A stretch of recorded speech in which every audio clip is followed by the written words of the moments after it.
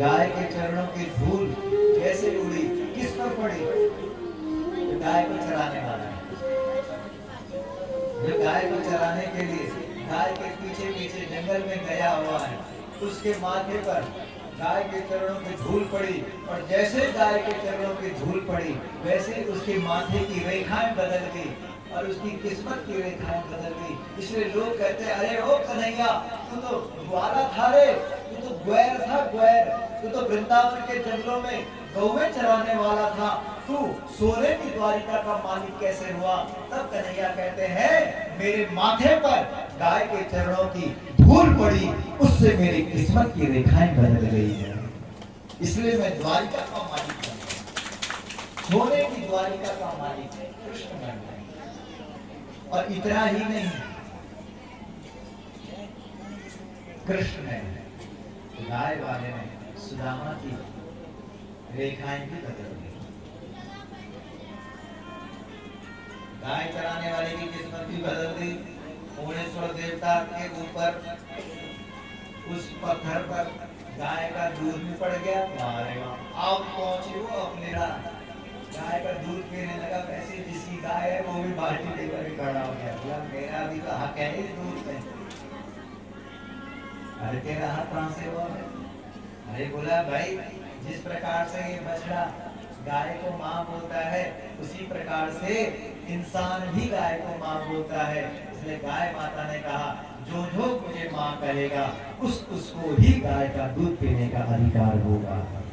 इसलिए मनुष्य गाय के दूध पर अधिकार तब जमा सकता है जब वो गाय को क्या बोलेगा। जोर से बोलो, दोनों हाथ खड़ा करके, और जोर से बोलो,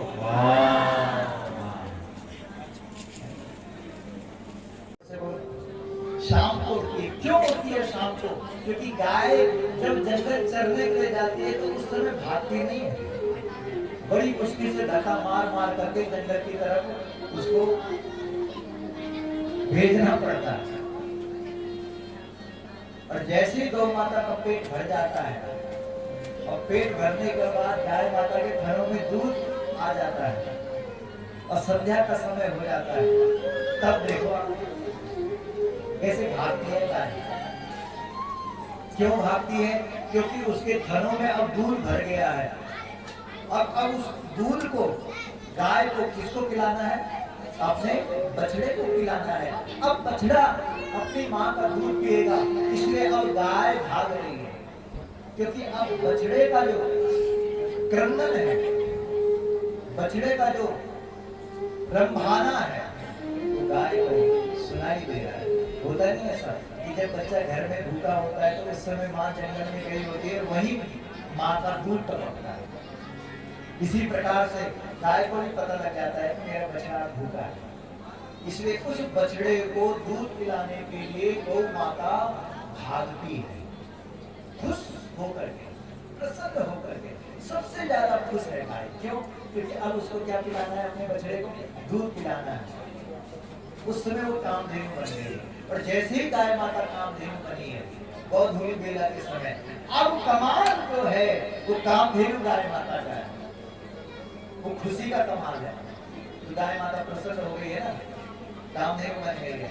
अब भागते भागते भागते भागते गाय का जो दूध है वो पत्थर में गिर जाता है। समझ गया? भाग रही है, दूध किसमें गिर गया? पत्थर में गिर गया। और जैसे ही पत्थर में गाय का दूध गिरा, वैसे ही पत्थर से ओणेश्वर महादेव प्रकट हो गए। बोलिए ओणेश्वर महादेव की जय, ओणेश्वर महादेव की जय। हर हर महादेव। कमाल कर दिया गाय माता ने।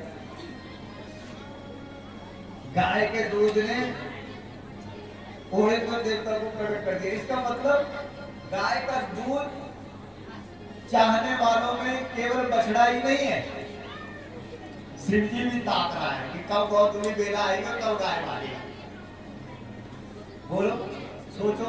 इसका मतलब जिनके घरों में गाय है, उन गायों का दूध केवल उनको ही नहीं चाहिए, केवल बछड़े को ही नहीं चाहिए, जब जब ओणेश्वर देवता की पूजा होगी तब तब ओणेश्वर देवता भी गाय के दूध से प्रसन्न होगा। इससे उन लोगों को कितना कितना कितना आशीर्वाद मिल रहा है जिनके घरों में गाय है, क्योंकि पूजा देवताओं की गाय के दूध से तो होगी। शिव जी को भी प्रसन्न कर दिया, खुश कर दिया। गाय भाग रही है, ठीक है, महादेव भी खुश हो गए। प्यारी बजी बांसुरी मेरा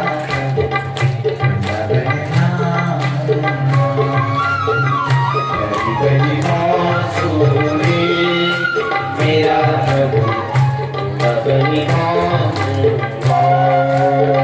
प्यारी बजी बांसुरी